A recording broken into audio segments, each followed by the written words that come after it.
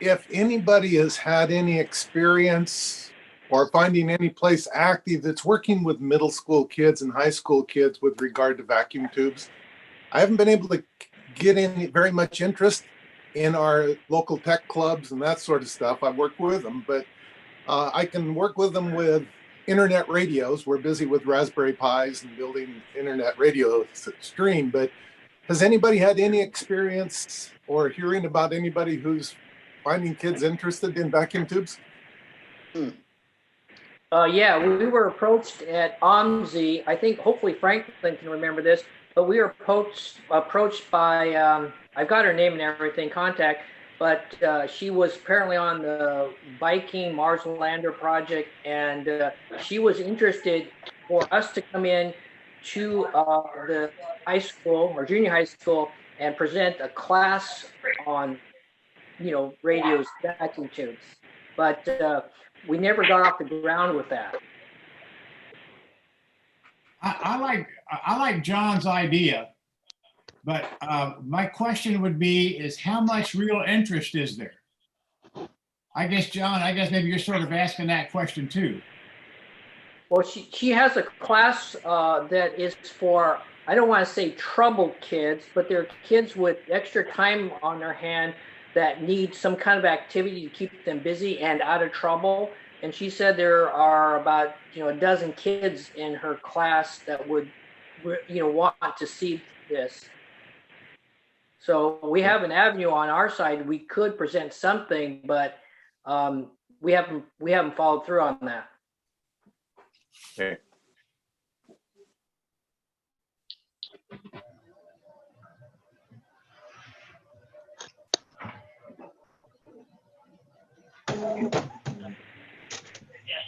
I have taught high school and junior high school kids robotics and things like that.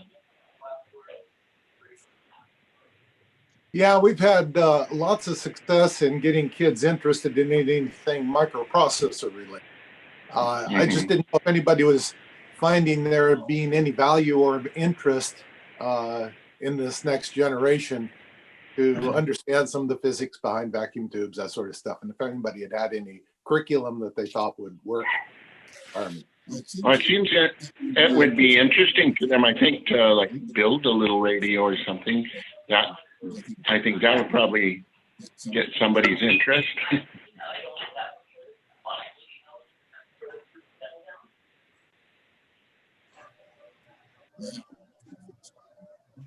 I think there was a little bit of a fear with some of the club members in actually setting up a class to work on radios or repair radios with the kids, and that if we didn't have something to cover us with liability for somebody getting hurt and that type of thing. And so there's always that. And then with the schools, especially right through the school district, and we decided that if I think the way we wanted to approach it, if somebody was interested, if there was a student wanted to learn about doing radios, well, then we can always do that, through the club and that sort of thing. But then going into and the bureaucracy of the school itself, and then you march in there, and then somebody gets hit with a field coil or something, gets shocked, and then they, what's going to happen there? And then I think it kind of scared a lot of our club members off on getting involved in that deal. And don't you remember that, Pat? I think we had kind of discussions along those lines. And I didn't think that one through. I think maybe a transistor radio, and that would be safe. Oh yeah, absolutely. Anything low voltage, and then the stuff like Cliff's talking about, but the big, rather than some of the big transformer sets that are running. No, that's an extremely good point. 280 to 300 volts or whatever. Uniform angle.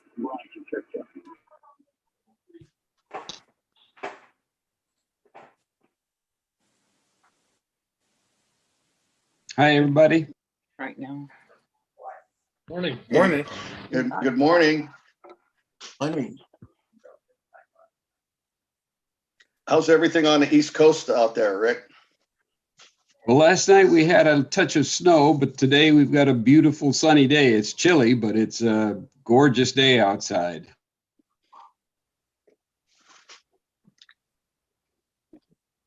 Great. Okay. Hey, it's 9:30, so let's go ahead and start this meeting.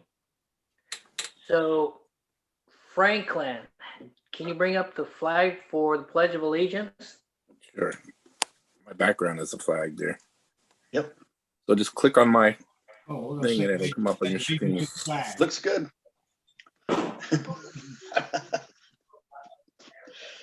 Wow. Okay, let's go ahead and start.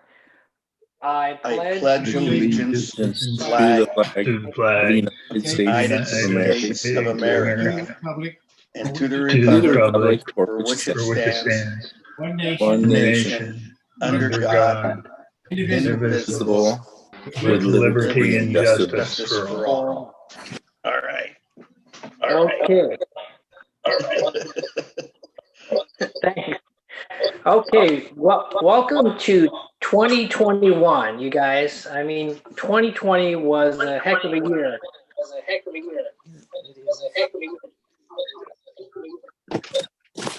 Oh. Okay, is the echoing stopped? Yeah. Great. Okay, so 2020 was a heck of a year, and hopefully 2021 will be a bit better. So, looking back, does anyone have any health or welfare? No. We're all Okay. Okay, great. Hey, does anyone know of anyone in the club that contacted and got COVID-19? I don't. Okay, good. Sounds like most of us were pretty safe. Well, that's good news. Yeah, it's great. So if there aren't any health and welfare items, we'll move over to the leads and needs. And I knew last time there was someone looking for a speaker for a Philco Cathedral. Did they ever get that one? No, that was me. I'm still looking. Model 20, right? Yes, sir. Yeah. So I was looking at the ads. Let's see, and there was someone with a Philco 20 and it had a speaker, but in the call letter. Yeah. Yeah, that was Robbie. Robbie had. Yeah, Robbie Robinson, I thought. Yeah, someone had a. Yeah, that was me.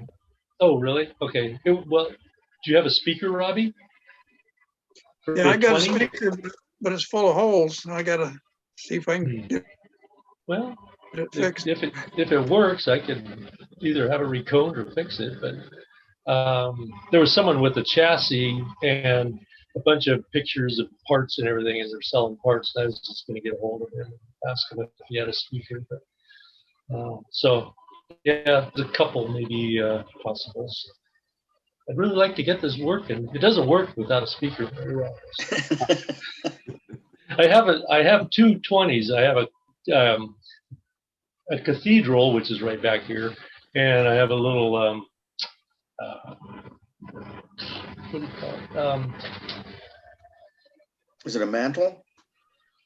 Let's see. There's a 20 right up over here, and that's a Cathedral, and then I have the floor model, and so I'm going back and forth. Ring's not working all of a sudden, so yeah, I'm moving the speaker back and forth. I'm recapping one of them, so I have to keep going back and forth. I'd like to get a speaker for each one. So. Well, maybe Robbie, I could take a look at it or something. So, if you don't mind. Okay, speaker works, but it's just full of holes. Yeah. Sometimes my brain feels like it's full of holes. You can take it over there to Ron over at JMac, and he'll rebuild the whole speaker for you for $40. Oh, really? Yeah, he gives us a discount through the club, and you take a field coil speaker like that into him. As long as he has a voice coil to fit it and all that stuff, he'll recone it and everything for you, and usually only charges $40 to do the whole thing. Oh, It's not too bad. yeah. Really well. Yeah. It's over on JMac. He's over, what is he, just north of 82nd on Sandy. Oh, really? Take Oh, 82nd out to Sandy, hang a right, and go down about 2 or 3 blocks, I think it is. He's on the right-hand side. JMac. That's across from the grotto then. Somewhere. Yeah. Real close to the grotto. Yeah. Okay. Huh. All right. Cool. Thanks, Mike. Yeah. Oh, Bobby, maybe I can give you a call.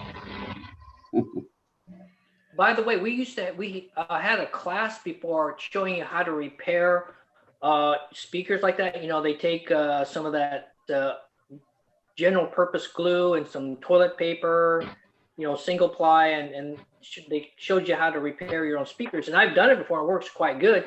So you may want to try that before spending the $40. Oh yeah. Well, I'd definitely take a look at it because I've had plenty of speakers where I've used, you know, coffee filters and whatever else, and you know, yeah, they work. So. Yep.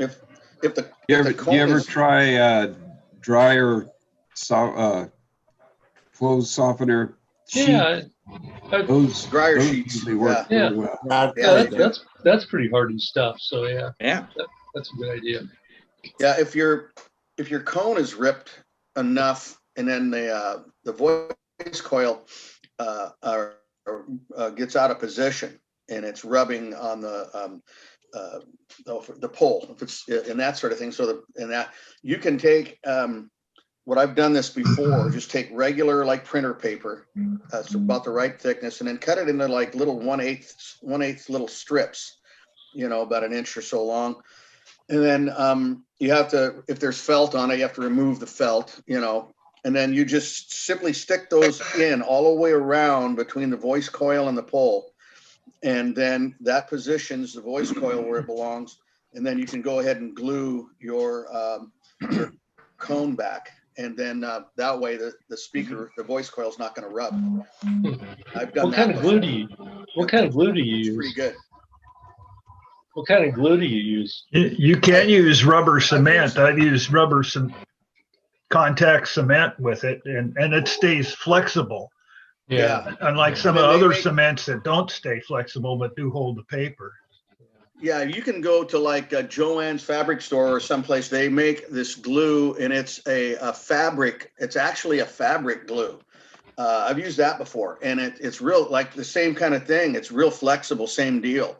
And you're talking about once it dries and everything, then it stays flexible and it works very well. And then they make some other stuff that's actually for speaker repair. I've got it. I can't remember the name of it. It's but I've used that as well. But yeah, that fabric glue, it works really well. Yeah, I've used different glues, and you know, I hear people use all kinds of glues, and I want to know what you guys use because you've been doing a lot longer than I have probably. So I have a need. You can see one of these. This is a volume control out of a Zenith 7S682 chassis, and the switch, the tine broke on the switch, so I can't turn it off once I turn it on. Oh, no. So it's a 7B02 chassis, and if anybody has a chassis, this is a very unique pot. If you can see, it's just got a little narrow shaft there. Oh yeah. So it's really going to be hard to replace something like that. Is it? Show that again. Is it tapped too? Oh yeah, it's got. Let me see if I can get it in front of. It's got a couple taps, doesn't it? Yeah, it's got a couple taps on it. You see, there's the taps. Oh wow, that is unique. Yeah, and I've tried to repair the switch, but super glue isn't doing it. You might get a hold of Dick Delschneider. He has done a lot of Zenith, and he said that he has a lot of Zenith parts and stuff like that. Dick's been doing Zenith for years and years, and he might have something like that. I don't know, but he'd be the first guy I'd try. Okay, that's good advice. I'll have to give him a call. Yeah. a couple things is when George had his sale, Esteban bought a whole box of pots from him, so you might have one. And the other thing, I talked to Esteban the other day, and he says if it's just that switch on the back, he said Blake Dietz has those replacement, like new ones that you put on the back, which is just the on and off part. So you may want to check with him. Okay, yeah, I'll have to give that a try. It wasn't only the back part that broke there. It's in the middle of this is this little thing right here, which is the actuator. And I fixed that, I think, but you have to have it just the right length because it has to turn underneath so anyway, yeah, I'll have to, that's a good idea. If Blake Dietz has Blake and Dick Dielschneider, I'll contact both those guys and see what I can get. Thank you. Does it look like the right diameter for a typical back switch? It's close. It's very special, as you know. Yeah. It's it's close to the right. Mm-hmm. I see now how it has to be the right length. So once you turn it on, it'll clear all the rest of it before it comes back to that actuator. Yeah. Yeah. And then the clip for the back, I've had it apart. The clip for the back, I've had it apart. And of course one of the tines is weak. And I know next time I open that up, it's gonna break. Yeah. So it looks like this. Similar, if you can see. Yeah. And then, of course, if you hold the side of it, you can see that this part here will go over the pot part of it. Right. So. Well, it's awful close. It is awful close. Well, I'm really glad I'm not working on that. It's a challenge. That's why we do this. That's right. True. Okay, any other leads or needs?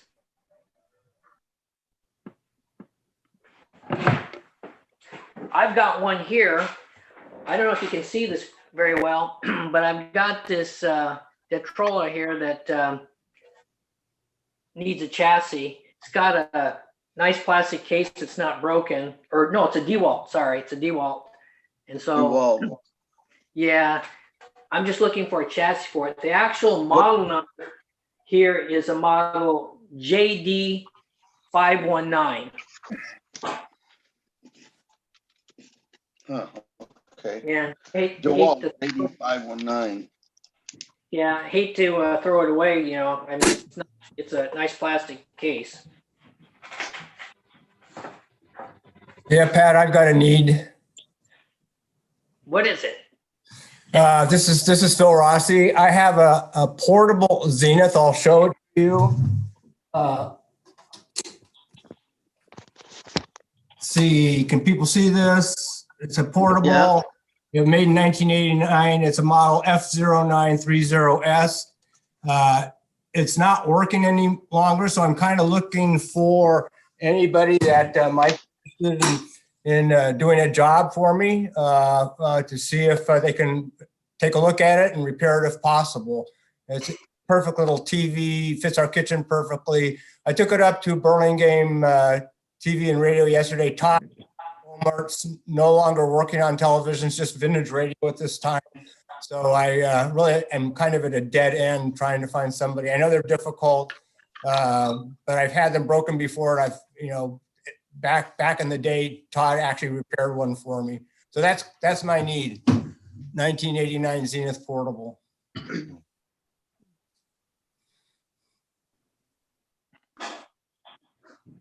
got a model number on that? I don't know. Yeah, I do, Bruce. It's Foxtrot 0930 Sierra, F0930S. This was made in November of 1989. I don't know if Sonny works on TVs that new. But Okay. Sonny restores a lot of TV sets. Okay. I've done the same, but I don't know if I want to take that on. I'll check on it a little. All right. Okay, great. Thanks. Appreciate it. Thanks, Pat. Back to you. Okay.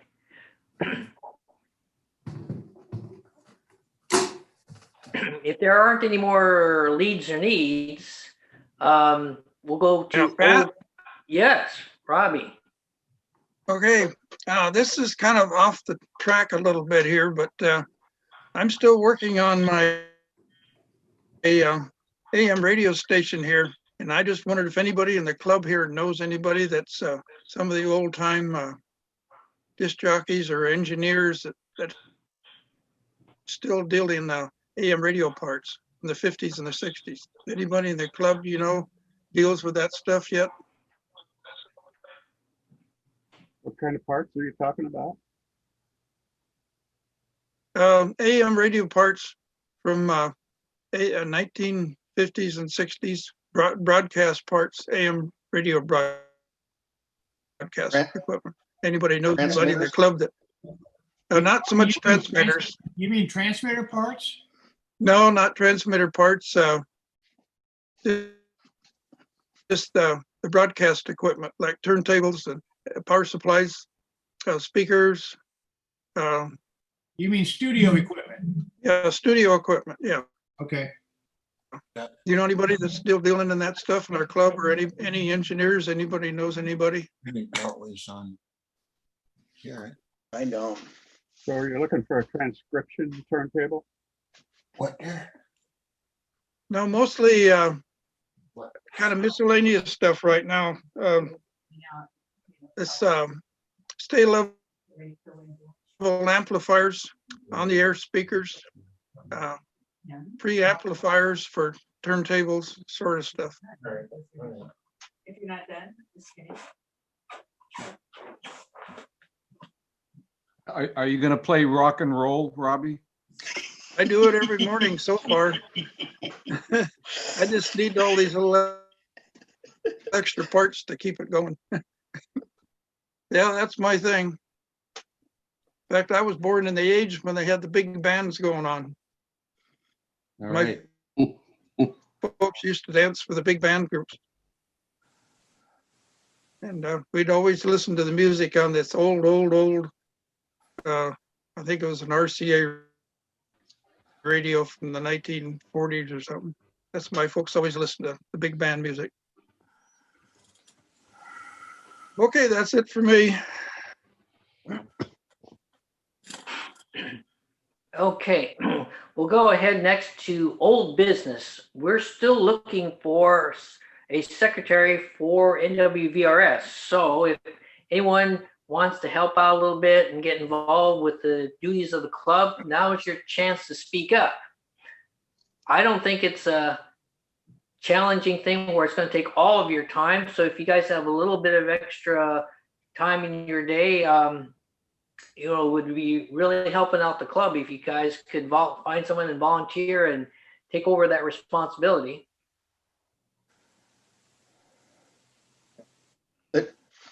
It doesn't take a lot to do that, does it, Lyles? No.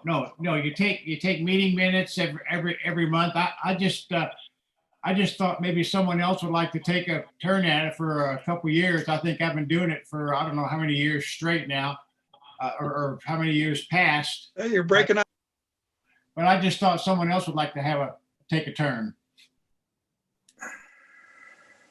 Have we listed that request in the call letter, Pat? I'm not sure. Maybe not. It's in the goals for 2021. It was in the highlights, and that which would have been part of the president's message, but not as a actual bullet item itself. No. think that would maybe reach out to more people, and there might be some people who don't normally join us on these Zoom meetings who don't even know about it. So give it a try. Yeah. So noted. I hate to say this, but I'm thinking maybe when we get back to, if and when or whenever we get back to live meetings again, you know, then it might be a little easier to get a hold of everybody, and more people may hear about it. Maybe some of the newer members or somebody like that, you know, might be interested in doing it. And like Ed says, you know, I don't know how many people know about it. So, Well, Pat put it in the call letter, but that's okay. Mike, I think you have a good idea. I think maybe when we start meeting as a group, someone will you know, come and say, oh, hey, raise your hand, say, oh, hey, I'll do that. yeah, hopefully. I think that might work. And like I say, I'm going to fill in until someone, you know, volunteer, someone takes the job. It's not we're not going to be without a person. Okay, Miles, thanks. Really appreciate that. You're welcome. Does anyone else have any other old business they want to bring up?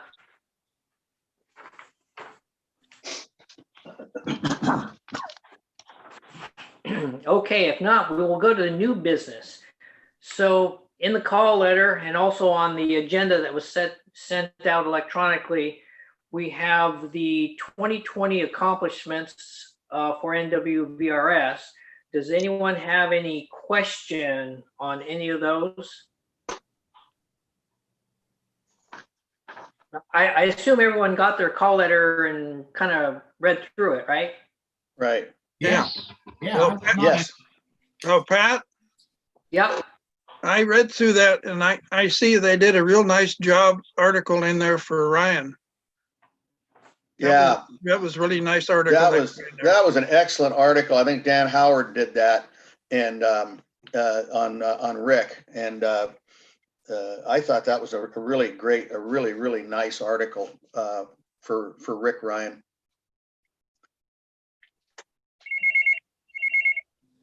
Yeah, I thought so too, because there's a lot of nice history in there about his lifestyle when they started, and you know, so it turned out real good. Yeah, just to let you guys know that one of the goals for 2021 is Dan has volunteered to create the tributes for members both past and present. So he will take on that responsibility so that we can have those documented and kept in our archives. So does anyone have any other questions on the 2020 accomplishments? Anything missing? Yeah, the meetings at the hall are missing. Yeah. Good one, Robbie. Yeah. We know that. We went through we went through accomplishments for the Vintage Tech Museum yesterday, and you compare that with last year, or you know, not a lot got done, you know, with the COVID thing. It really put a damper on things. Hey, Pat, I have a question. I read the call letter and I read that whole thing about accomplishments. Did we list in there about goals for 21 that when we get back to live meetings, we're going to start doing the tailgating that we had all suggested doing before the meetings, and to get away from doing so many auctions, that type of thing? Yes. That is all for the goals for 2021. The first bullet item, it's under the implement new meeting schedule. So okay, great. When we start meeting again, we will implement this new process that Blake Dietz has come up with. And I think that's a great thing for everyone, because it'll take care of having too much time spent in auctions and sales, and there'll be plenty of time for hands-on training plus tech talks and stuff. So actually, I was looking for my copy of that, and I got so much stuff in my inbox I wasn't able to find it. So if you guys have your copy, and could you forward it to the group and to me as well? So what's ever happened to the Galen's? Galen, you know that according to the trust, NWVRS was supposed to auction the stuff off and retain a 20% fee for doing that, but that task turned out to be too big because there were 1,000 to 2,000 lots of radio equipment, parts, tubes, etc. So we were going to help them out and try to find an auction company to assist them. So we got that set up under direction of Blake. He spent a lot of time, and I know a lot of you other people spent a lot of time helping him. That fell through because the person that was in charge of that developed some heart problems, so he declined to hold the auction. So then move went on to find another auction place, and apparently there was a fallout between the estate and the auction. I can't remember what's the auction place in Aurora? McLaren's. McLaren's. And so then they came back to us. So we spent, and a lot of people spent time with pricing out a first draft of auctions that we were going to do through the club of about 112 items. So that got distributed. People spent a lot of time researching pricing and came up with a price list of estimated sale price, retail, and expected prices within the Oregon area. In other words, within our club. And we sent that back to them, and then they held a meeting, I guess, within themselves, and they determined that all the pricing we came up with was way, way too low, and they were mad about that. So they readjusted all their prices, and then according to what I saw, it looks like the prices were basically full-bore eBay retail prices, and you can't expect those in a local club. I mean, if you wanted retail eBay prices, you're going to have to join eBay, do all the research, list the pictures, be prepared on shipping and all that kind of stuff. But they wanted those prices locally. So we went ahead, agreed to that, sent it out to the club members and to other clubs. And from what I understand, they got 0 responses on any of their items. So they were mad, and we haven't heard from them since. Oh, damn. Yeah. So yeah, that was a fantastic estate. I don't know if people probably don't know, especially people who don't know Galen, but Galen was a longtime member. He got ill and passed away. And one of his wishes was that his entire estate would be auctioned off through our club, and the club would retain 20%. And of course, 20% is low compared to other auction places, but he agreed to do that. And that was in his will and estate. So we tried to honor that, but it didn't work out. So he had a fantastic, absolute fantastic collection of early radio, crystal sets, large amounts of tube equipment, parts. I mean, you name it. He did have a lot of plastic and wood radios as well. But from this day, I've asked other people to kind of look out for that. And so far, no one has reported seeing those items for sale, either locally or even, nationally. So we're not sure what happened to the estate. Yeah, that was a real house full of stuff. Yeah. You hardly had room to fart in there. Yeah.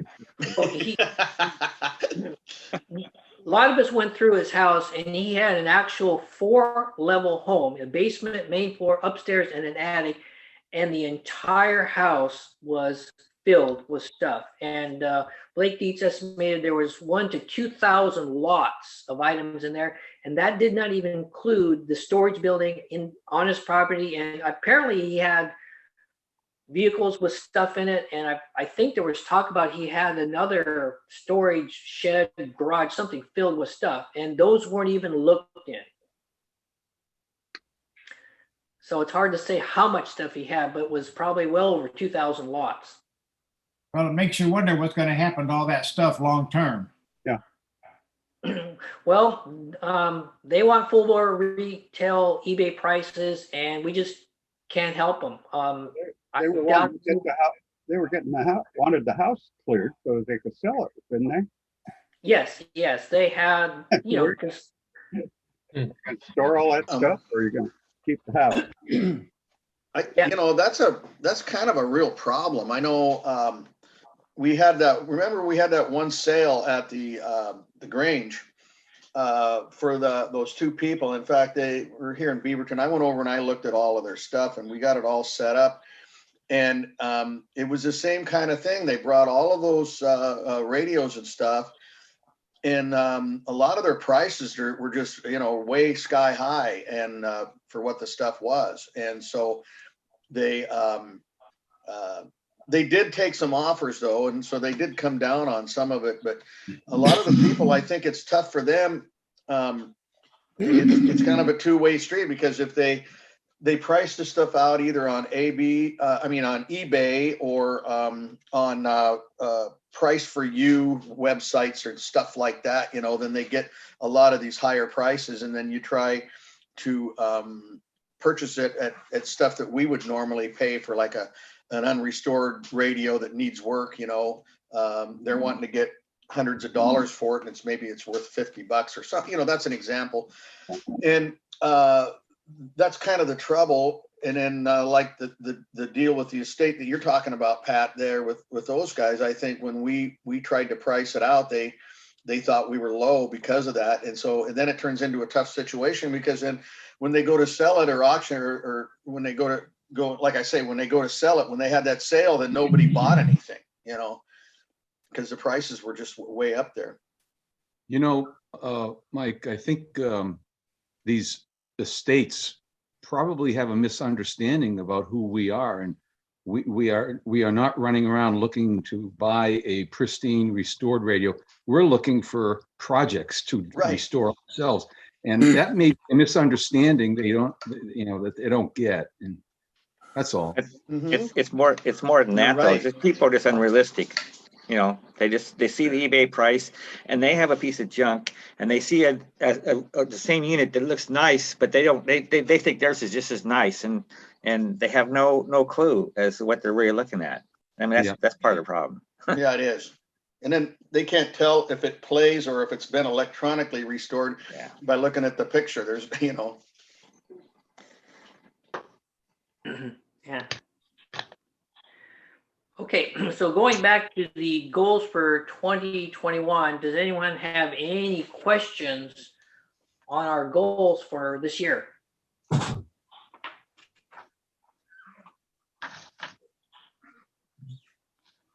We got to get out of this COVID thing.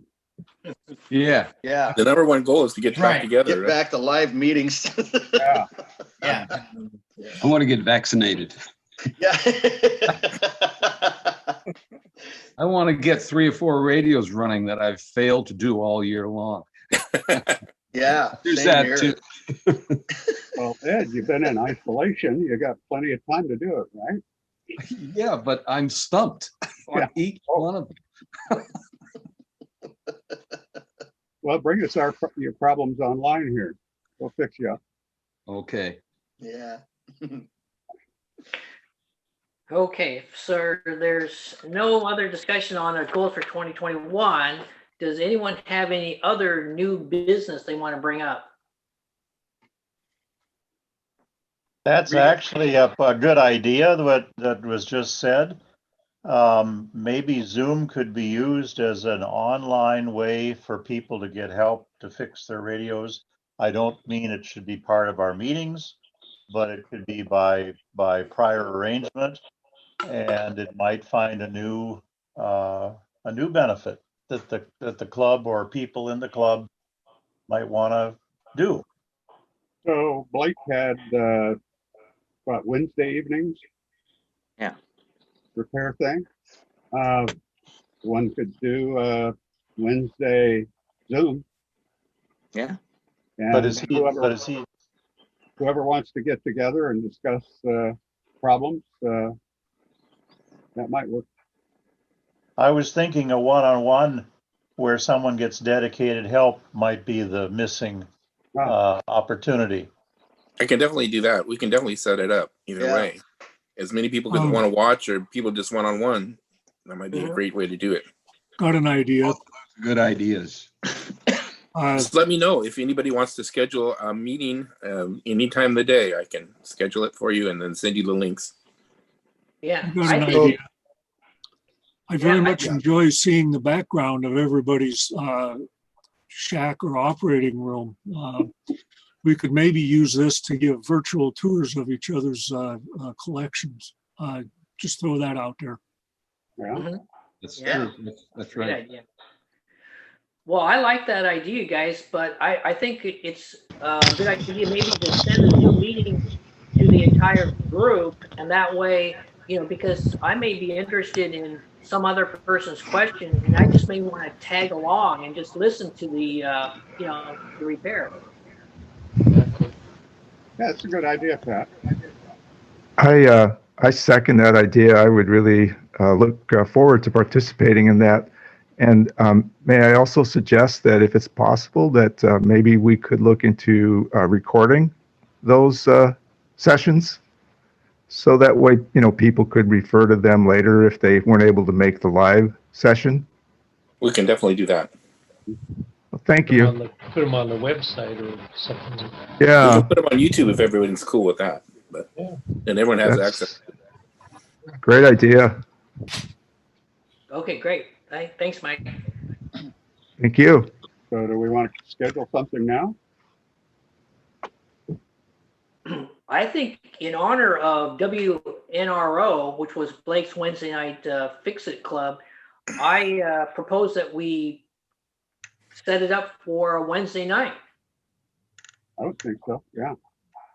7 o'clock. Sounds good. Sounds good. 7 o'clock Wednesday night. Yeah. Good I idea. have one project that's been on hold for, gosh, a very long time to get with Franklin. In fact, I have a tube tester of his, and a Variac too. And a Variac. Yep, I know. I was just, you know what? I was just looking at those last night, Franklin, and thinking, man, we were going to get together on that, and then now then the COVID hits, and we aren't able to do that. Maybe we can do something. I'll have to look at it and see what it needs. If it's just sounds good. They were just going through and putting a couple caps in the thing, and then calibrating a tube tester. I mean, I can do that. So maybe we can do that. We'll get together, do that on a Zoom or something. So I got a banana phone. What do we want to call this Wednesday meeting? WNRO. WRNO 2. How about that? So you're going to set that up for every Wednesday? Yeah. Good. How about WNROZ for Zoom? Yeah, there you go. That's good. That is good. I believe the reason why Blake created it that way because it was kind of like a 4-digit call sign for a radio station, right? Yeah. Right. Wednesday radio night out. Yeah. WRNO. Hey, Pat. Maybe it should be NI for radio night in. Yeah. Hey, Pat. Yo. Yeah, when Blake started that Wednesday night thing, he asked for some help. So I went over there and he had this whole table full of all these radios that need work. So I'd go through and test them and see what was wrong with them and put a tag on them. And so I'd stack them up each one at a time on his table. So it'd save him some time to do any research on it. So he'd get to fix the radios a lot faster that way. So I helped him out doing some research on them, figuring out what was wrong, bad tubes, bad caps, or whatever, bad speaker, bad volume control. So that diagnostic helped. triage, right, Robbie? That's great. You can show us that too. So you set up an assembly line there, huh? Yeah. Yeah. I was just thinking we could call it WRNZ instead of WRNO. We'll call it Wednesday Radio Night Zoom. That's I good like too. I'll second that. Okay, there we go. Yeah, Mike. How long do Okay. you guys want to do it? You want to set it up for like a couple of hours, and then anybody can leave when they want to, or That should do it, I would That think. should do probably, will 2 hours be good, or you want 3, just in case? I think 2 hours is long enough, 2 isn't it? hours would be good, yeah. That'd be Okay. long enough. Probably want to do it, there's still probably members that are still working, I would imagine. So you want to do like an evening, maybe at 7 or something, or what's? a Yeah, good that's time? what I got. I got 7. Is that okay with everybody? 7 Yeah. p.m. Yeah, I'm still working. I get up at 3:30 in the morning, but I Oh, can boy. stick around for a little while. Yeah. Yeah, sounds good to me. Wow. Cool. Speaking of such new things, though, accomplishment. Franklin, I didn't, and I know it happened to Warner too.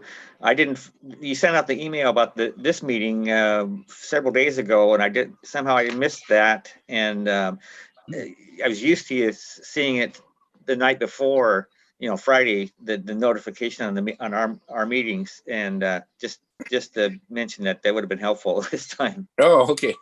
I try not to send it out too early because it gets lost, but you Well, want to get ahead of it too. I was able to lose it. Yeah, it happens. So I used to do it a week ahead of time, but So Franklin, Vintage Tech, when we have our meetings, we send it a couple of days ahead, and then on the day we send a reminder. So you might consider. I can do that too. It's no big deal. Knocking out a reminder. That'd be good. Franklin, you probably noticed the only way I got into this meeting is I think you texted me the invite or something, right? Yeah, I sure did. So I need to do that every time I want to get into one of these. Are you going to forward those every Wednesday evening so we can get in? Yeah, I can. I don't know. You don't look at the group, at the Google group. What's that? The Google group. You don't use the Google group. No, I don't. No. Oh, okay. That's why. I usually do it to Google Group. That's why. So I can definitely send it to you. Yeah, I'm special. Oh, you're special. And another question on Zoom, Franklin. We bought the subscription for Zoom in June of last year. Is that for a full year? Yeah. So I can expect that another invoice in June then, right? Yeah, I think it was June. Was it June? Yep. Was that Well, late? Oh. that's when I paid you. Yeah. Yeah, I think I wasn't paid for a while. So, but I'll see when the subscription comes up. I'll let you know. Yeah, or just email me the invoice or something. Invoice. Okay, we'll do. Yeah. Thanks. Because I think it was more like February or March, wasn't it? Because it was during COVID that we really started it. Well, I wrote the check in June. That's all I Yeah, know. I didn't charge you for a while. I didn't. Oh, all right. Yeah. Does anybody remember when we first started Zoom? I think we were using. It's not coming to me. I don't remember. I thought we were using the free version for a couple months. Oh yeah, And then we did the 40 started minute, paying. right? It was only a 40-minute one. Yeah. Yeah. I've run several Zooms here lately, and I don't know, they don't seem to put a time limit on it anymore. I don't know what's going on. I haven't paid for one, but we went like 3 hours, for a Christmas Zoom with the family and stuff. They just kept going and going. Maybe they lifted that because of the COVID. They're, that way so people can get together online, I don't know. It's a guess. I was on one that was limited at 40 minutes, and we just all signed off and signed back in. You can do that too. It's just annoying, but yeah, we can definitely do that. I just don't want to see your bill when it comes. Hey, Franklin, I checked the minutes from April, and it says it was the first trial meeting of Zoom, and it was limited to 30 minutes. So, Oh, okay. So it was after April. That sounds right. Yeah, that was my recollection.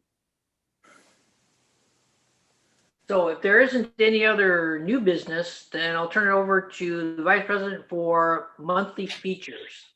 Okay, a monthly feature is L. So anybody have a radio they want to show off with I L. do. Cool. Cool. Where did I put it? Oh, there.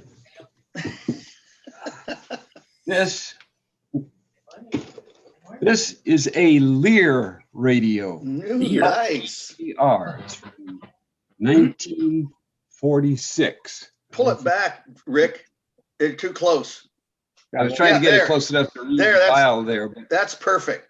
Oh, I see. Yeah. Okay. yeah, Nice. this is a 6-tube AC/DC radio. It's Nice. got an extra RF stage on the input. And this one is really interesting because it has inductive tuning instead of capacitive tuning. Oh, nice. I'm going to hold up a picture here. I don't know if it'll show up very well. Probably not, but you can kind of see the little coils. Yeah. Yeah. And yeah, it's just an interesting radio. I've had it for a while. Don't remember when or where I got it now, or what I paid for. What year is it, Rick? Probably from a estate sale or some such. What year is it? What brand is it? It's Lear, Lear. Oh, okay. And it's let me see, what's the model number? The model number is 6614. All right, I got it down. That's its model number. I've Lear got made a a lot of- schematic out of Riders. I'm sorry? Lear made a lot of auto radios, and most auto radios, well, a I lot don't know of if it's auto the radios. same Lear that made Lear jets or that kind of stuff, but Anyway, probably is. a lot of the auto radios But it's were 1946. 46. Okay. a lot of the auto radios were inductively tuned, and Lear made a lot of auto radios. Yes. Ah. Is that a Plascon or a painted? It's a painted Bakelite. Okay. Okay. And you can see it needs some repaint. So Right. I've done no restoration on this one yet. That's nice, Rick.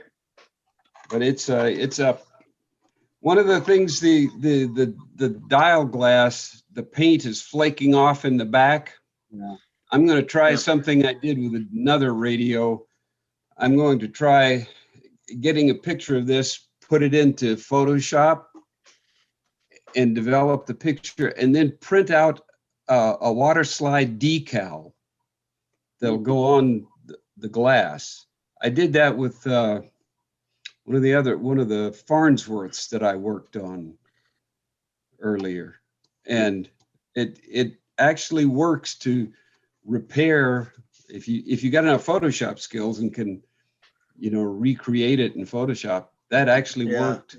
What do you print? What do you print that on that will that it'll stay on? I know I've tried printing on the clear sheets, and then but sometimes the ink doesn't stick to them, so it smears. But I've got an Epson inkjet printer that I use.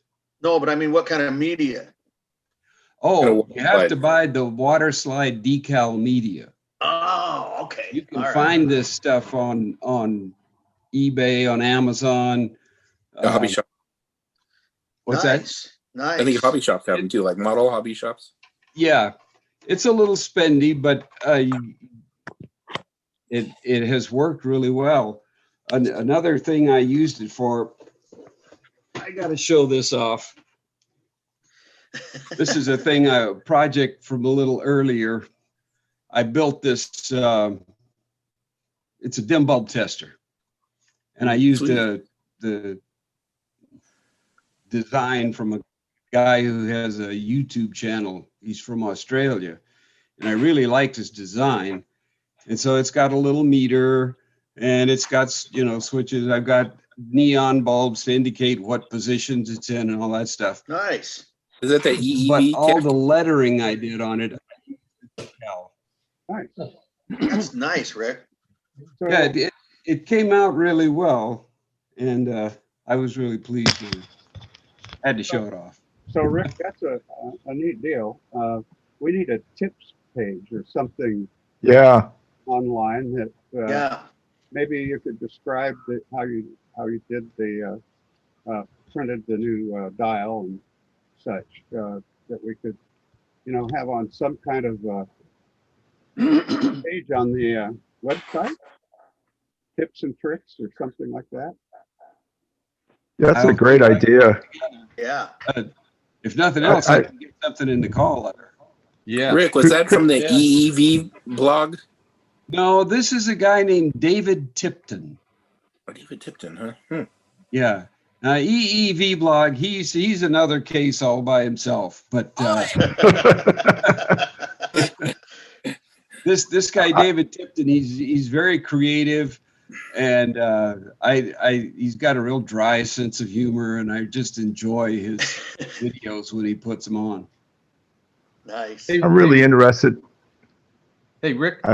Sonny Clutter has a tremendous inventory of radio dials that he has done similar to. He's photographed them or scanned them, and he has reproduced lots of dials. You might want to check with him and see if he has a Lear dial, and if not, at least give you some. He might. Yeah. Hey, Rick, thanks for mentioning that dim bulb tester, because that's one of my next projects. So if there's any information that you could provide, to the club, that would be great. I don't even know, is it possible that on Wednesday night we could talk a little bit more about that project? If just a thought. If I can manage to be on Wednesday night, you got to realize, for me, that's going to be 10 p.m. when things start. Oh, okay. That's right. I'm in North Carolina. But yeah, that would be probably a good time for me to, show you this. I mean, it's just dead simple. Yeah. This is one of those $13 things you find on eBay. It's just a current and voltage meter. It's got a little coil that wraps around the output line, and it tells you what your current is. And the hardest thing to find was these stupid toggle switches at a reasonable rate. I got these off of eBay, and they're meant for high power stuff. But you go to something like DigiKey, you pay through the nose for just a simple toggle switch. Huh. Is that a 100-watt incandescent lamp? This is a 60 watt. Okay. I just like Nice. it when it's classy looking. Yeah, it looks great. I like the meter too. What was the guy's name the again? meter that was probably the thing that most convinced me to do this. Yep. Having a meter that would monitor the current that you're Yeah. using. Yeah. Yeah. Also, because I plug this into my Variac, and I bring up the Variac. Well, so it is a voltmeter and current meter both, Rick? Yes. Oh wow! And what was the guy's name again? David Tipton. David. And if you just search for him on YouTube, do a search for David Tipton, you'll find him. He's got 2-3 years worth of videos that he's done. Wow. He does interesting things with a 3D printer. He will quite often make parts with a 3D printer. He also does his own machine work. I mean, he's stuff that I'll never be able to do, but it's fun to watch him do it.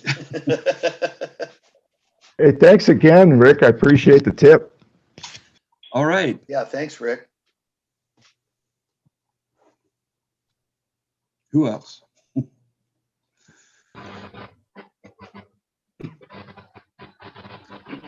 don't think there's a lot of L radios out Who's there. next with the L radio? Well, I do have an L radio, and it's kind of heavy, so I'm going to move my laptop around to show you what it is. This is a Liberty. Oh, nice. And wow, nice. Wow. I could find no information on it. There's no model number. It's a 5-tube TRF. And actually, I wrote about it a little while back This had its front caved in and it was in pretty sad shape. And the 5-tube 3-stage TRF, about 1930. And the reason I say it's about 1930 is because all the components in it said Pilot Radio and Tube Corporation, Lawrence, Massachusetts. Wow. And Pilot had expanded from New York to Lawrence, Massachusetts just before the Depression started. And they went bankrupt shortly after the Depression started. So I figured, this set had to have been made somewhere around 1930 or maybe a little before. And this was quite a project to rebuild it. And I mean, all the wiring was rotten in it. So I couldn't even really turn it on till after I replaced a bunch of the wiring in it. Is it AC? Yeah, it's an AC set. Okay. And the transformer's kind of interesting because it's not completely enclosed. It just has a little metal panel over the top of it, and so it's air cooled. Air cooled transformer. Huh? Air cooled. Oh wow. Yeah, but it works quite well. And so anyway, I remanufactured the whole front of it, except for the pillars on the side. Those pillars are from the original. That's nice. Face. Wow, very nice. And very nice. And Mike, I know you've been speaking about speaker cloth, and so I wanted, the speaker cloth was in shreds on this, and I kept looking on eBay and places like that, and I thought, man, that's really expensive. So I was going through Goodwill one day, and I saw this pillow, and it had a pattern on it that I thought kind of matched the design that was on the original speaker. Oh, and wow. I got it home, and it didn't really look that good. But the back of the pillow had, you could kind of see a little bit, kind of a flowery design. Yeah. So I just thought I'd use that and put it in there instead because it's nice. I can't make a face as good as the original, but I thought, well, this came out pretty good, and it really works quite well for what it is. Yeah, that looks great, Larry. Yeah, nice. Bill cloth is just perfect, Larry. That was the first thing I noticed. I was wondering. Yes. Yeah, I thought it Same came out here. better. I like it. Yeah. I could have hoped for it. Eye catching. Yeah. So anyway, I thought, well, it was quite a project. The base down below, that's I got trim from a woodworker shop, and I used that as the base because the base was gone on it also. Yeah. I mean, that's a great job, Larry, because everything looks like, if I looked at that, I would think that was all original, So you did a really good job, Well, Zoom hides a lot of errors. So if you look at it in person, you might say a little different. But well, that's a nice radio. Yeah, it was a fun project. It does look very good. Larry, what brand is it? It's a Liberty. That's what it says. Yeah, that's what it says on the escutcheon.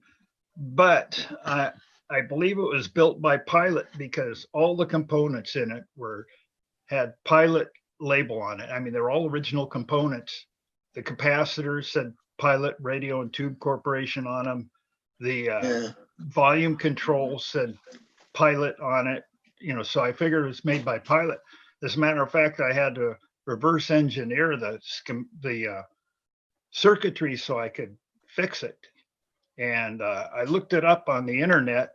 I looked up under Pilot because, and they kind of gave me a hint there that I found a schematic that looked just like the one I drew for Model 55 Pilot. But other than that, I can find no other information on that. Oh, okay. Thanks. So good job, Larry. Thank you. So, Larry, did you say that was a pillowcase that you found? Well, it's actually a whole pillow, and I took the case off of it. So this is the material that covers the filling of the pillow? Yes. I've never seen a pillow that looks like that. That's pretty cool. Well, neither had Fine. You're not talking about a bed pillow, are you? No, this is like a throw pillow pillow that for you a have on couch. your couch or a chair. Okay, I get you. Okay, Couch pillow. Thank you. So that's my L contribution. There's one L of a project. Good one. Nice. So we need to call up the pillow guy, right? Yeah. I was just lucky. It doesn't happen often. Anybody else with another L radio? I noticed in the call letter that you said a radio with the letter L in it. You didn't say it has to begin with an L. Is that correct? Nope. That's correct. Whatever you want to show. I'm getting desperate here. We're easy. Anybody want to show off anything? There you go. I'm trying to figure out how to get my phone to Switch? turn around the camera. You know what I mean? It should be on the bottom. Is there a little camera with a little circle around it? On the bottom right-hand side? No, I don't have it. You have an Apple. What kind of phone do you have? No, this is an Android. I see the symbol, but it's not changing my camera. I'm sorry. All right. Can you see the radio here? Yeah. Yeah. Wow. Yeah, hold it right there. Okay. That's nice. This is a Colster. Colster. Yeah. Kolster. And it's a super heterodyne from probably the early 30s. And I could not resist getting it at a swap meet somewhere because of the beautiful inlays they have all the way around this and the little flowers and the basic design of the grill. And so I brought it home, and it had a little problem with some of the molding down the bottom that I fixed. And virtually nothing had to be done to that cabinet, though. Just a little mile away. And it's just a broadcast band only. And the wheel is a vertical wheel on that works perfectly. And I'll show you under the hood here in a second. This is a eight tube superhet. And the tuning condenser is actually completely enclosed inside of a metal box with 3 access holes to turn the trimmers. And it's 8 tubes. The output's driven by a 47, and it has an RF amplifier at the front end. And it plays beautifully. Very sensitive. Nice. That's it. Nice, Ed. Yeah, Ed, what'd you have to pay for it? I think it was in the area of 150. Cool. Wow. Incredible deal. Boy, that exterior is beautiful, although the interior is just as nice. Yeah. Yeah. Yeah. I'm really drawn to these very beautiful wood designs that they made in those days. Yeah, I hear you there. It's a nice set. Oh, did you need the model number on that? No, I didn't get the model number. If you have one, I'll write it down. It's a Colster Model K 110. Got it.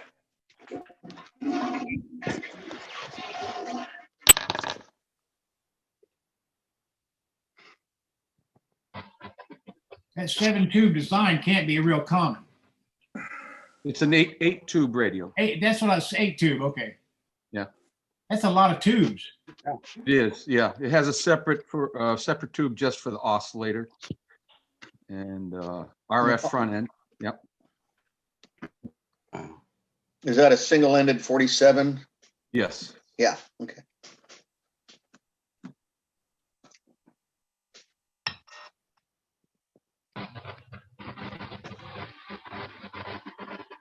Anybody else want to show off a radio?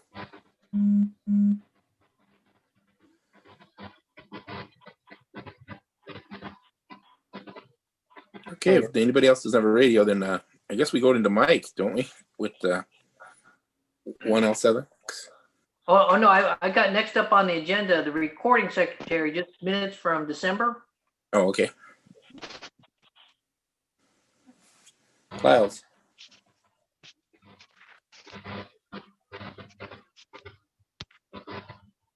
The meeting minutes for December? Uh-huh. Yeah. They're printed in the call letter. Does anybody have any questions? Or any additions? I move we approve the minutes. And I'll second it. Aye. All in favor? I'll vote yes. Aye. Aye. I'll vote. All opposed? Okay, the minutes had passed. Okay, next up, we've got the treasurer report. Okay, I just did our year-end monthly report, and the Jim Mason Fund is at $46,860. Wow. Slightly above what it was at the beginning of 2020. Considering all the ups and downs we've had, it's pretty good. Yeah. And then our available checking and savings money is around $8,400. And I have a few items here I want to go over.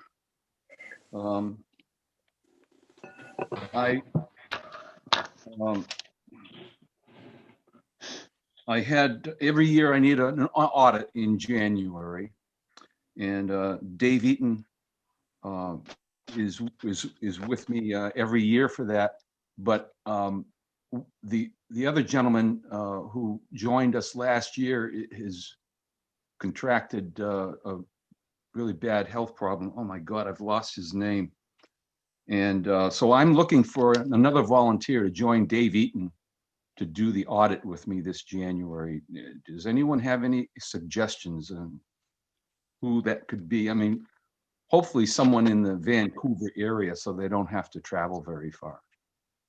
So think about that if you have any ideas.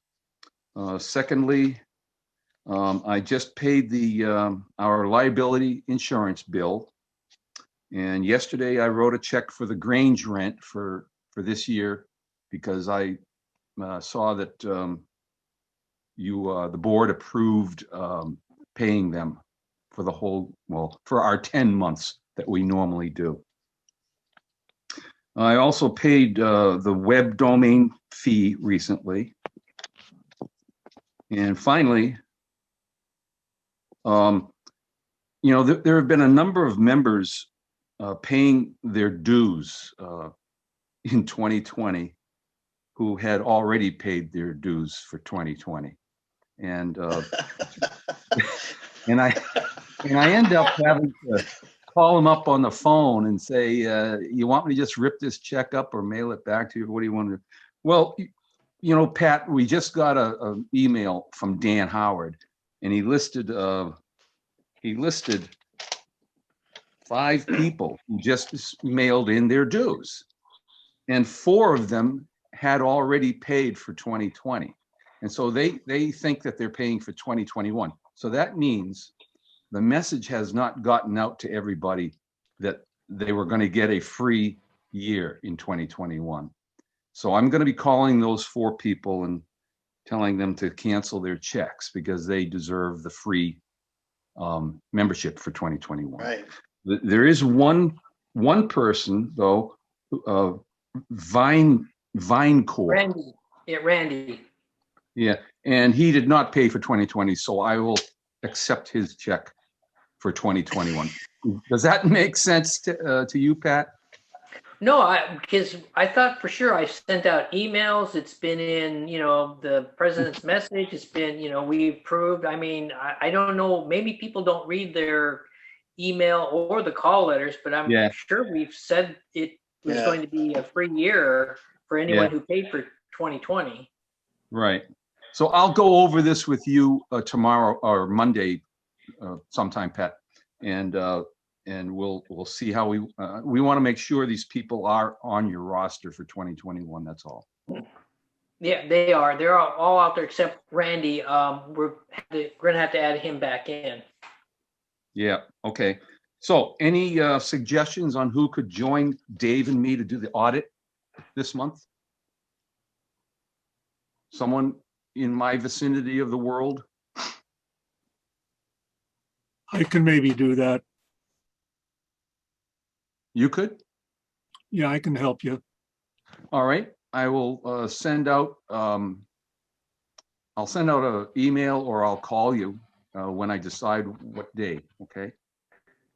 All right, well, at least for the month of January and probably February, I won't be driving much, but I do have some experience with reviewing financial data. Okay, thanks, Mark. I'll let you know.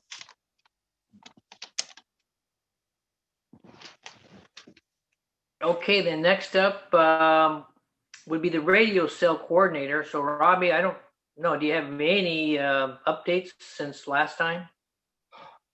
No, it's the same thing it was last time. We're still kind of set up a date for April of, well, this year now. So, and I talked to Lisa and she says, that's fine. Just let her know if we decided to, I mean, how this virus thing is going to go. And she said she will open up the building if the virus thing goes away and things are settled down. So April's still our date for our show. Hey, Robbie, did Lisa say anything about, have they done all the improvements to the building and the painting and then also the handicap ramps and all of that business they were gonna, that she said they were gonna do? Did all of that get done? The ramp is the only thing that she got done so far. It doesn't look like anything's been done, but I went out there and checked the ramp, and the ramp is nice and solid. It's got handrails on it and everything, so it's wheelchair accessible. But as far as the painting on that one side of the building, they said that wasn't mold or anything. That was reflection off the other building before they tore it down, which sounds kind of funny to me. Yeah. Okay. But I do think that they need to paint that side of the building now that other building's been tore down. But the rest Is that of the the north side of the building? Yeah. Oh, All the other parts of the building already been painted. yeah, that's the side where the fire was. Yeah. So that might be remnants from the fire. Yeah. That's right, Bob. But I keep reminding her of it, and I think maybe once this winter weather clears up and it gets drier, they'll probably go over and fix it, paint it, and get it cleared up. But it doesn't look very good, really. So that's what all I have so far. Okay, is Don out there, our editor, for an update on the call letter? Yeah, I don't see him. Okay, so next up would be Mike on the tube of the month. All right. Did most of you, or did you see the article in the call letter on the tube of the month, the 1L6? Yeah. Yeah, I got it. Okay. All right. Well, then I won't spend a lot of time going over all of that business. It's mainly just history on how the Zenith Corporation wanted their transoceanic and the development of that radio, and then eventually the development of this tube. It was it's actually a miniature form of the 1L-A6. And they had used previous to that. And then in 1949, they developed this tube and then started using it in their first TO in 1950 and continued until they went to the transistor radios after 1963. But anyway, this is a Sylvania And you can see the 1L6. Oh, wait, do I have it upside? No, I don't. The 1L6 on the end of the box right there. And Sylvania was the only manufacturer that made the 1L6. They were contracted, or they were the tube company that Zenith used primarily. And if I can get the box opened up here, I'll show you the tube. And then they started to get quite expensive. You know, I don't know if you can read that or not. It's maybe kind of hard on the zoom camera to see the tube designation on the tube, but there it is. And I'm sure most all of you have seen these, but just typical looking miniature tube, 7-pin tube.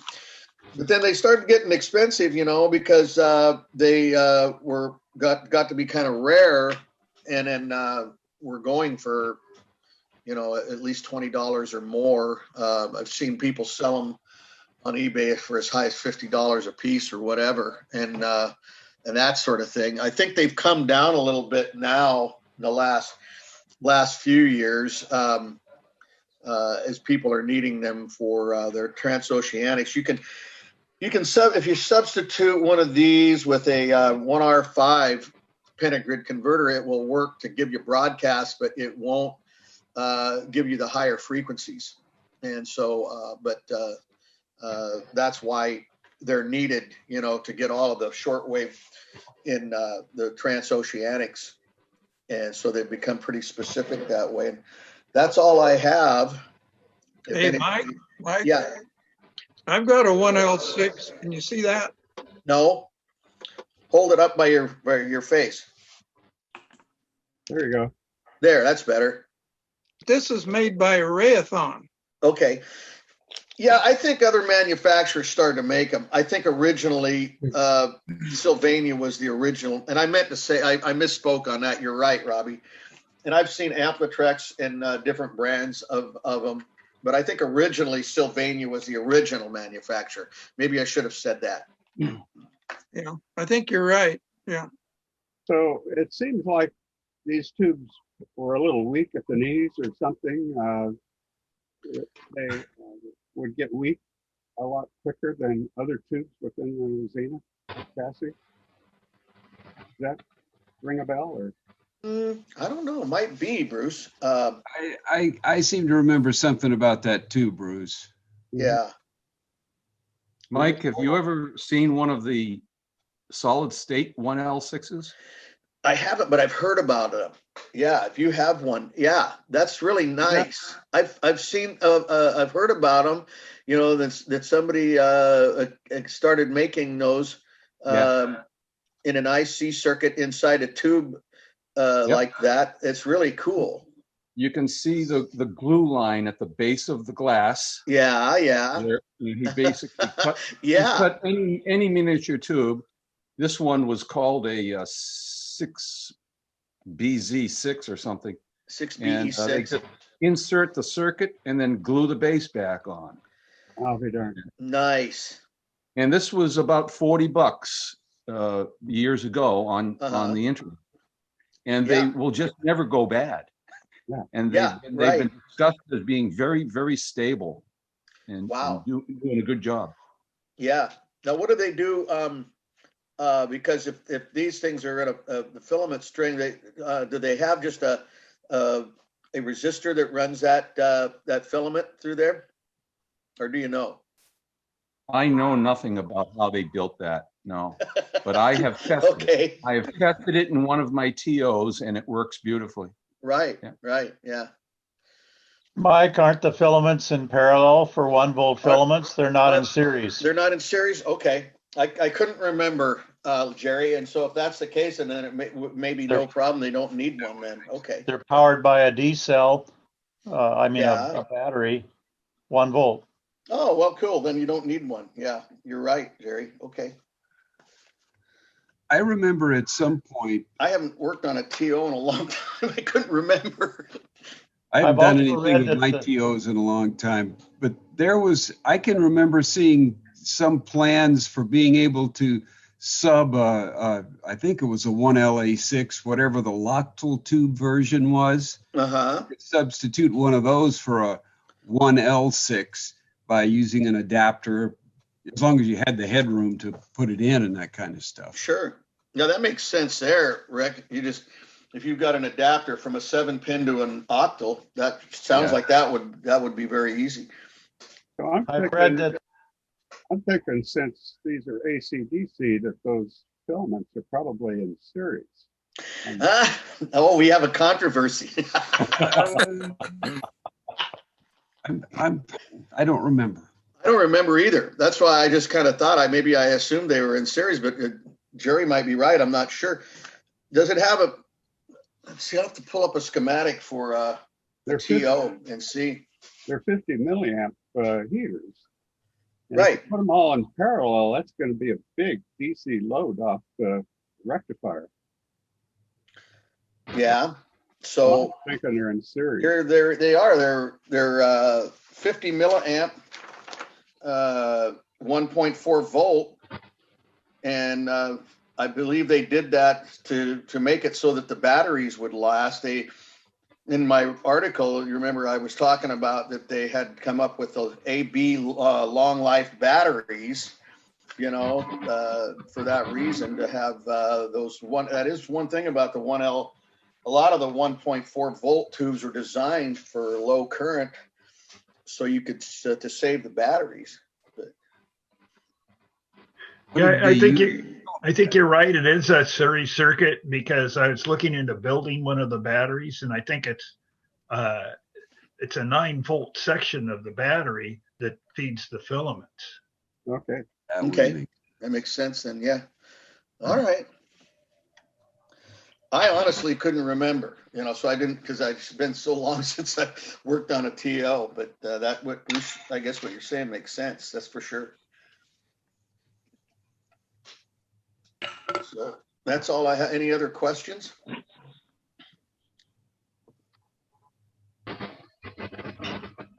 Okay, so next month we're going to do the M radios then. Is that right?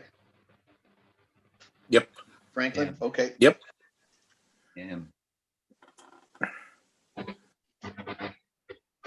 Motorola, Moscovich.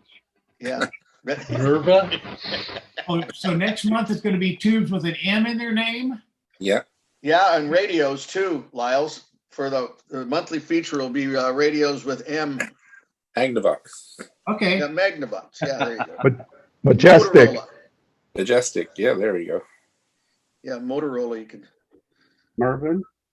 Yeah. There's lots of M's. Yeah. Marshall, or I guess Silver. I don't know if Silver. I guess you could use Silver Marshall. That would be okay. Yeah.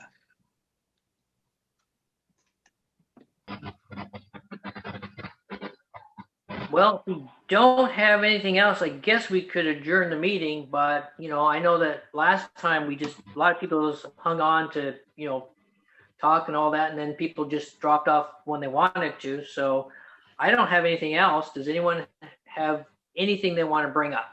Pat, on the email that we got, this week, did we want to talk about giving the Grange some money? I thought Ed already did that. Yes, I paid the rent for 2021 yesterday. Okay. And we voted. Okay. We voted on that, right? I don't think so, but that's good with me. Do we want to do a formal vote now, Pat? Well, if we've already done it, we don't really need to do a vote. But we can if we want to. Good point. Well, we had a majority of people chime in saying that we should pay for it. Oh, good. Okay. Okay, that's fine. I know I chimed in, but I didn't see that that other people had. That's good to know. So that's great. Good job. I didn't see that either. So in winding up, the program topic for next month is going to be radios to start with an M, right? Yes. Got it. And a tube with M in it somehow. I'll have to figure that one out. Okay. Microphonic. Magnetron, I guess. Yeah, magnetron comes to mind. Yeah, it does, doesn't it? Although I don't know if I have any. I've given all my magnetrons to Damon, so I'll have to. You can always take apart a microwave. Yeah, no, that's okay. Let's go military and be easy. Military, yeah, there you go. Military tubes, yes. Military tubes, Joint Army Navy, yeah. Yeah, we'll figure something out, even if it's wrong. Did everybody notice the improvements they did? That the Grange that they did? Like No. the new stairs, the new lights. They put in I heard about it, but I have LED lights. Haven't been out there to see it. That's great. That's great news. Yeah, I'm only a few miles from there, so I can drive by and take a look and let everybody know on the email what they've done. Yeah. Well, that was in Judy had written that in the letter when she was talking about whether people were going to financially help them out, you know. So, but yeah, about the improvements, that's great. Can't wait to get out there and see it. I don't think you're alone on that. That's right. Okay, guys, it's been a pleasure. Have a nice weekend. You too, Ed. Hey. All right. Thank you, Pat, for all your help this morning. Next week's got to See be you, everybody. I'm taking off too, so I got to get over to my mother-in-law's, pick up my wife. So I will talk to you guys all later. Have a good month, and if I don't see you before or talk to you before, I'll see you next February. So are we adjourned? Yeah. Yep. We're adjourned, right, Pat? Yep, we're adjourned. And don't forget to send out the notification for WRNZ for this coming Wednesday. Right. Yeah, thanks, Pat. That ought to be fun. Thanks, Pat. Yeah, We'll thanks, watch our email. everyone. Okay, everybody have a good day. Yep, have a good one. We'll see ya. You guys too. Bye-bye. Thanks for the meeting. Bye. Okay, signing off. Thanks, Mark.